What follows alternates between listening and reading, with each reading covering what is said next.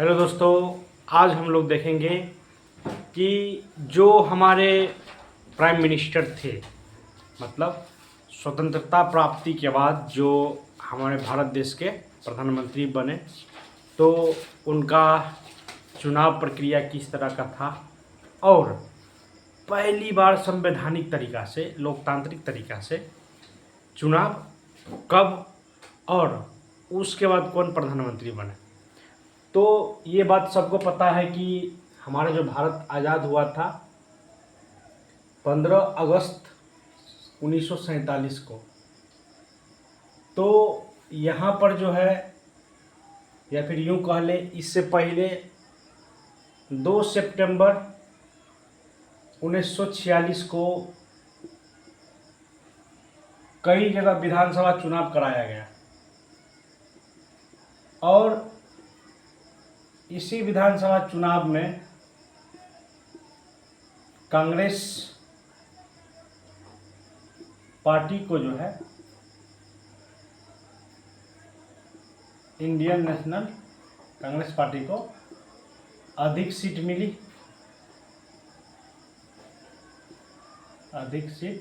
मिली। अब जो है ये जो डेट लिखा गया है यहाँ पे, तो चुनाव होने के बाद ये डेट जो है अंतरिम सरकार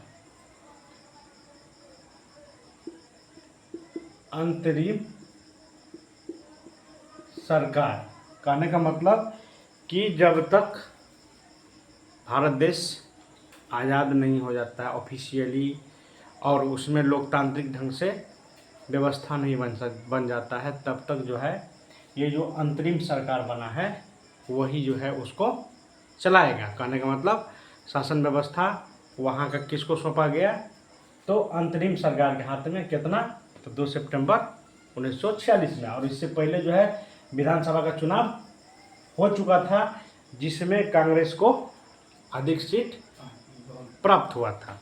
ठीक, यहाँ तक क्लियर। अब ये जो अंतरिम सरकार जो बना या फिर गठन जो हुआ, तो उसका आधार जो था सार्वभौमिक रूप से नहीं था। मतलब ये जो सीट मिला इसमें सार्वभौमिक नहीं था। अब ये सार्वभौमिक क्या होता है हम उसको समझा रहे हैं। सार्वभौमिक का मतलब होता है कि हमारे भारतीय लोग, सभी लोग इसमें शामिल नहीं थे। कहने का मतलब सभी भारतीय या फिर भारतीयों का मत प्राप्त नहीं था। यहाँ समझो, ये इम्पोर्टेंट पॉइंट है। अब यहाँ लिखने का मतलब क्या हुआ, तो उस समय जो है मत यानी कि वोटिंग का अधिकार हर एक व्यक्ति के पास नहीं था। जो दीवान टाइप के थे, जो राजा टाइप के थे, बहुत बड़े लोग थे, बस महज उसके पास था कि वो व्यक्ति जो है बहुमत बोल रहे हैं, मत दे सकता है, मतलब वोटिंग कर सकता है। तो यहाँ जो है सार्वभौमिक तो नहीं हुआ। कहने का मतलब सार्वभौमिक रूप से तो वोटिंग नहीं हुआ। जब इन्होंने इनको चुना, अंतरिम सरकार बनने से पहले जो चुनाव हुआ था, तो उस चुनाव में जो है सार्वभौमिक रूप से लोग शामिल नहीं थे। सार्वभौमिक कहने का मतलब भारत में अनेक प्रकार के लोग रहते थे। किसान वर्ग थे, मध्यम वर्ग थे, अमीर वर्ग थे, है ना, व्यवसायी वर्ग थे, बहुत सारे लोग थे। तो सार्वभौमिक कहने का मतलब सभी लोगों ने मिल के यहाँ पर मत मतलब वोट नहीं दिया था, क्योंकि अधिकार ही नहीं था उसके पास। तो चुनिंदा लोग के पास वोट देने का अधिकार था, जो या तो अमीर वर्ग के थे, या तो नवाब थे, या तो कहीं के राजा थे। तो इस टाइप के लोग को वोटिंग करने का अधिकार था। तब तुम खुद सोच सकते हो कि यहाँ जो कांग्रेस का जो पार्टी चुना गया होगा अधिक सीटों पर, तो ऑब्वियस सी बात है सार्वभौमिक चुनाव वो नहीं हुआ।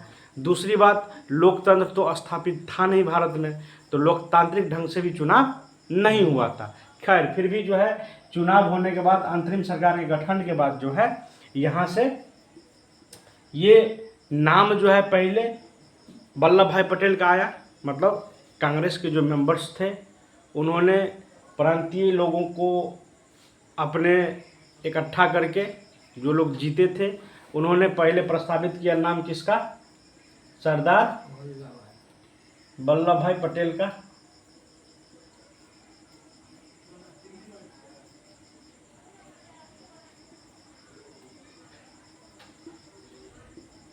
ठीक ना? यानी कि पहला नंबर पे किसका नाम चुनिंदा किया? तो सरदार वल्लभ भाई पटेल को आगे लाए कि नहीं, ये नाम जो है हमारे अंतरिम सरकार के क्या बनेंगे? तो प्रमुख बनेंगे। आया बात समझ में? तो इनके नाम को आगे किया गया। लेकिन महात्मा गांधी के राय से, ठीक है, महात्मा गांधी, ठीक ना, महात्मा गांधी के राय से इनको बोला गया कि इस योग्यता के लिए पंडित जवाहरलाल नेहरू सही रहेंगे। ठीक है, पंडित जवाहरलाल नेहरू क्या रहेंगे? सही रहेंगे। बहुत सारा कारण बताया कि फॉरेन मिनिस्ट्री देखना है, दूसरे देश जाना है, वहाँ से कुछ सीखना है, अनेक तरह के कारण बताए। तो इन्होंने अपना नाम वापस ले लिया। कौन? सरदार वल्लभ भाई पटेल। तो इनके सिफारिश पर, गांधी जी के सिफारिश पर, जो अंतरिम सरकार का प्रमुख है, किसको चुना गया? तो पंडित जवाहरलाल नेहरू को। आया बात समझ में? लेकिन अंतरिम सरकार में जो सीटें चुन के आई थी, मंत्री लोग थे, तो उन्होंने पहले प्रस्तावित किया किसका नाम? सरदार वल्लभ भाई पटेल का। तो गांधी जी के सिफारिश पर कुछ बातें थी जिनको इन्होंने माना, मतलब वल्लभ भाई पटेल ने माना और अपना जो होता है प्रस्ताव उसको वापस ले लिया। देन इनको जो है ये कार्य सौंपा गया। तो अंतरिम सरकार का जो है प्रमुख कौन बन गया? जवाहरलाल नेहरू, जिसे क्या बोला गया? प्रधानमंत्री। आया बात समझ में? जिसे क्या बोला गया? प्रधानमंत्री। ये घटना कब की है? 15 अगस्त 1947। लेकिन ये जो है ना 46 में ही ये सब घटना हुआ है। यहाँ तक तो थे ये, है ना, लेकिन अंतरिम सरकार जब बनाया गया ना तब जाके ये सब सारा बात विवाद हुआ था। तो देन 15 अगस्त 1947 को हम लोग पढ़ते हैं कि प्रधानमंत्री के तौर पे किसे जाना जाता था? पंडित जवाहरलाल नेहरू। यानी कि ये जो अंतरिम सरकार था तो ये अस्थाई नहीं था। इस बात को समझना होगा, हम लोग फर्दर समझते हैं। अंतरिम सरकार का मतलब था कि जब तक भारत में लोकतांत्रिक ढंग से चुनाव न हो जाए, लोकतंत्र स्थापित न हो जाए, तब तक ये जो है अंतरिम सरकार यानी कि अस्थाई, क्या बोलेंगे? अस्थाई सरकार जो है यही क्या करेंगे?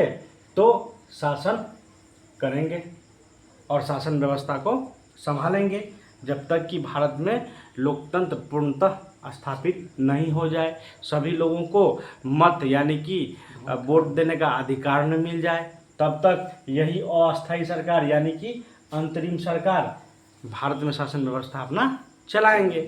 तो बोलिए जी कि पहले इनका नाम प्रस्तावित किया गया था, लेकिन बाद में इनके सिफारिश पे इन्होंने पंडित जवाहरलाल नेहरू को आगे किया। तो हम लोग जो क्वेश्चन पढ़ते हैं तो उस समय भारत में जो है कैसा शासन व्यवस्था था? अस्थायी शासन व्यवस्था था। तो यहाँ जो प्रधानमंत्री बना है इस डेट में, या फिर यूँ कह ले कि अंतरिम सरकार के गठन में, तो वहाँ अस्थायी प्रधानमंत्री बनाया गया था कि जब तक चुनाव न हो जाता है लोकतांत्रिक ढंग से तब तक ये जो लोग हैं ये अपना शासन व्यवस्था चलाएंगे।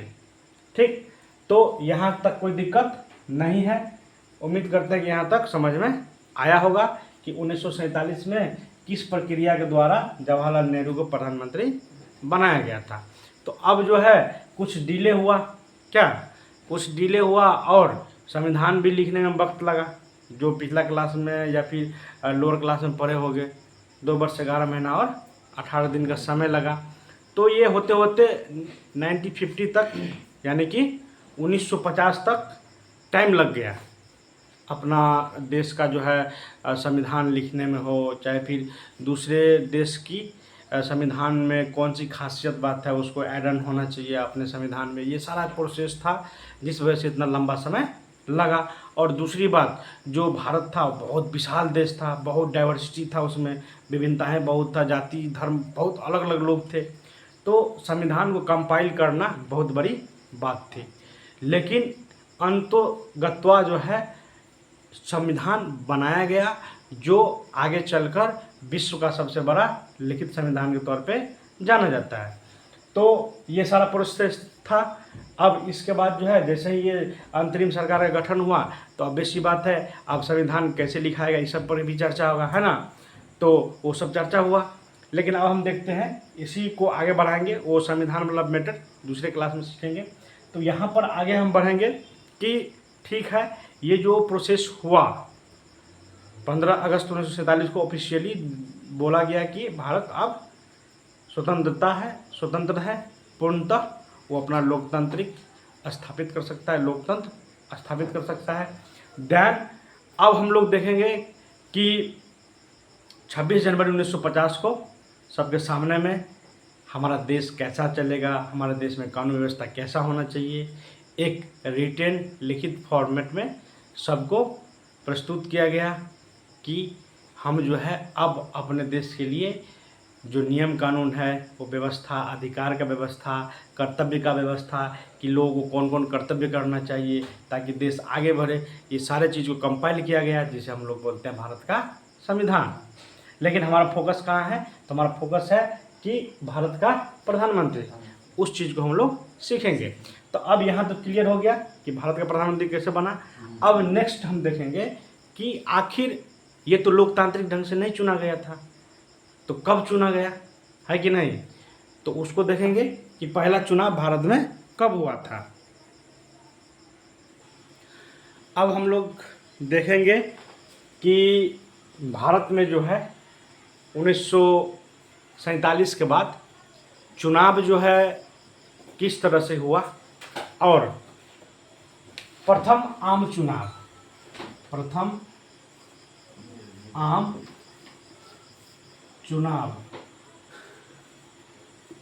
1951 से 1952 के बीच, या फिर हम लोग 1952 का ही बोला जाता है क्योंकि संपन्न जो है ना 1952 हुआ था, मतलब चुनाव की प्रक्रिया और सारा चीज़ होते होते 1952 हो गया था। तो प्रथम आम चुनाव 1951 से 1952 के बीच यानी कि 1952 में हुआ, जिसमें 364 के आसपास कांग्रेस पार्टी को सीटें मिली, है ना। 489 में मतलब 489 में 364 सीटें कांग्रेस पार्टी को मिली, और इसमें जो है सार्वभौमिक रूप से मतदान हुआ। मतदान कहने का मतलब, पहले जो था मत देने का अधिकार सीमित लोगों के पास था, लेकिन ये वाला चुनाव में सभी भारतीयों को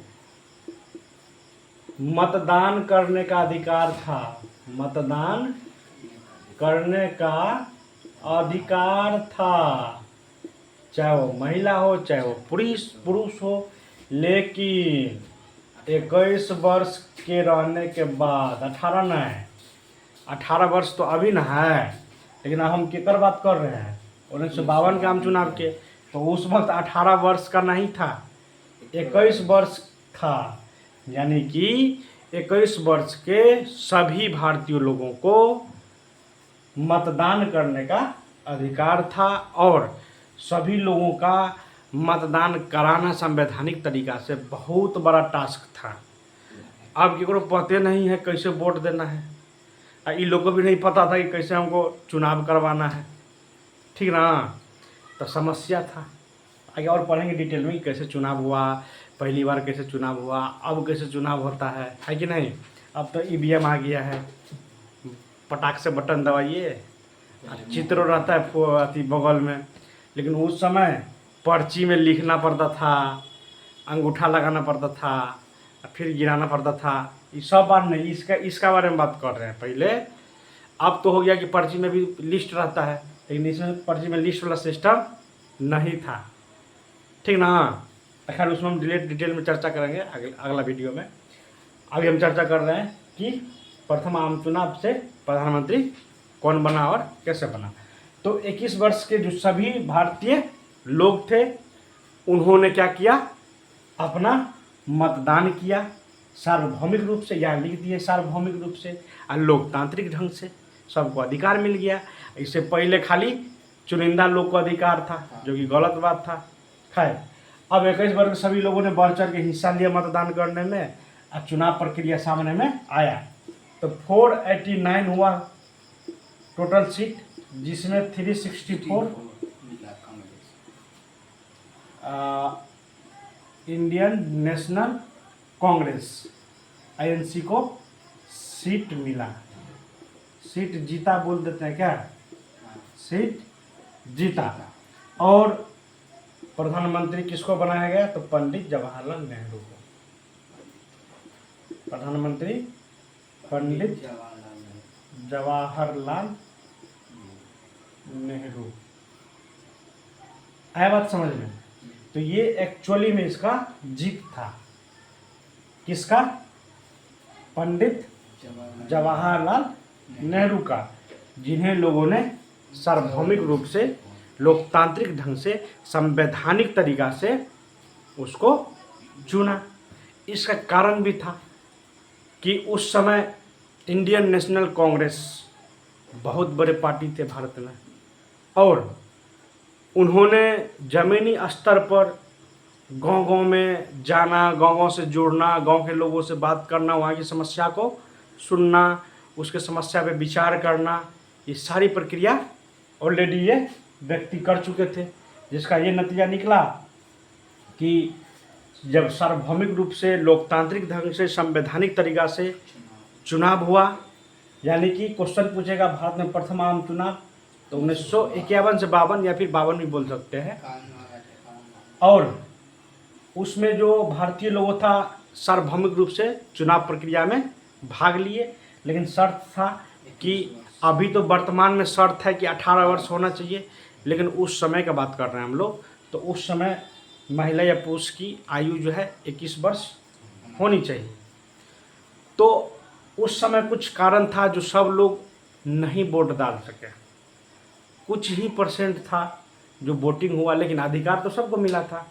अब कुछ कारण से वोटिंग नहीं दे पाए या फिर वोटिंग लिस्ट में उसका नाम नहीं आ पाया, तो कुछ एरर था।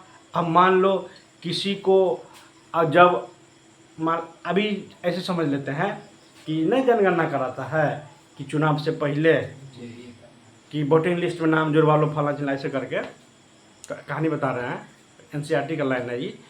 तो उस समय जब इस तरह का हुआ ना, तो हंसने वाला भी बात है, जब लोगों से पूछा गया कि बताओ ये कौन है, तो लोग लिख दिया फलना का बेटी।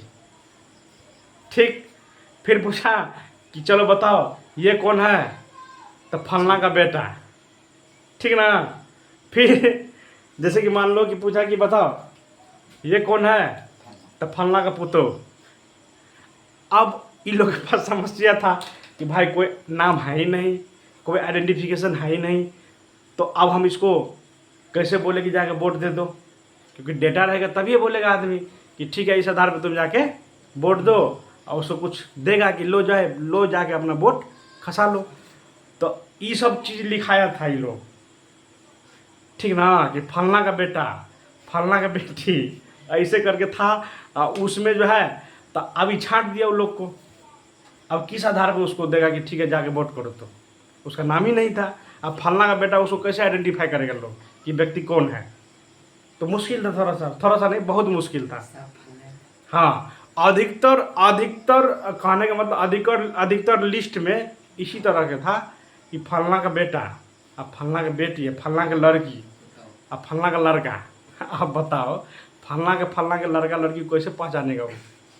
तो लेकिन हालांकि अधिकार तो दिया था सबको कि भाई सार्वभौमिक रूप से जो 21 वर्ष हो गया है या 21 वर्ष से अधिक है, तो ठीक है, अपना नामांकन दर्ज कराओ, हाँ, उस आधार पे हम तुमको बोलेंगे कि वोट खसाओ। तो उसी दौरान जो है अपना नाम के बजाय लिख दिया फलना फलना, ठीक ना। तो इसका नतीजा निकला कि बहुत सारे लोग इसमें पार्टिसिपेट नहीं कर पाए, ये कारणवश उसको छांटना पड़ा। खैर फिर भी, लेकिन जितना लोग वोट दिए तो उसमें तो संवैधानिक लोकतांत्रिक ढंग से चुनाव हुआ था, तो ये बात तो सही है। तो इतना सीट में जो है 364 इनको मिला, मतलब इंडियन नेशनल कांग्रेस पार्टी को, भारतीय कांग्रेस पार्टी को जो है इतना मिला। तो ये 1952 का प्रथम आम चुनाव था, और इस चुनाव के बाद जो है जो भारत का प्रथम प्रधानमंत्री है, लोकतांत्रिक ढंग से, संवैधानिक ढंग से सारा प्रक्रिया जो है जवाहरलाल नेहरू को बनाया गया प्रधानमंत्री। तो यहाँ तक हम उम्मीद करते हैं कि समझ में आया होगा। आगे हम लोग सीखेंगे, जैसे यहाँ बोले ना कि मतदान, फलना का लड़का बोल दिया था, तो आगे हम लोग देखेंगे कि मतदान कैसे कराया गया, हम लोग के सिलेबस में है, और किस प्रक्रिया को अपनाया गया, क्योंकि बहुत बड़ा देश था। अब इतना बड़ा देश में लोकतांत्रिक ढंग से चुनाव करवाना बहुत बड़ी बात थी। तो ये जो आम चुनाव था, भारत का प्रथम आम चुनाव, विश्व का सबसे बड़ा संवैधानिक या लोकतांत्रिक ढंग से कराया गया प्रथम आम चुनाव था। क्वेश्चन फ्रेम होता है कि विश्व में सबसे बड़ा संवैधानिक लोकतांत्रिक ढंग से कराया गया आम चुनाव, तो वो था भारत का 1951 से 1952 का आम चुनाव। आया बात समझ में। तो आगे हम लोग देखेंगे कि मतदान कैसे कराया गया, किस माध्यम से मतदान किया गया, और अभी किस माध्यम से मतदान चल रहा है। ये सारा डिटेल अगला वीडियो हम लोग देखेंगे। और इससे आगे वीडियो देखने के लिए कमेंट, लाइक, शेयर, सब्सक्राइब जरूर करें। मिलते हैं हम लोग अगले वीडियो में।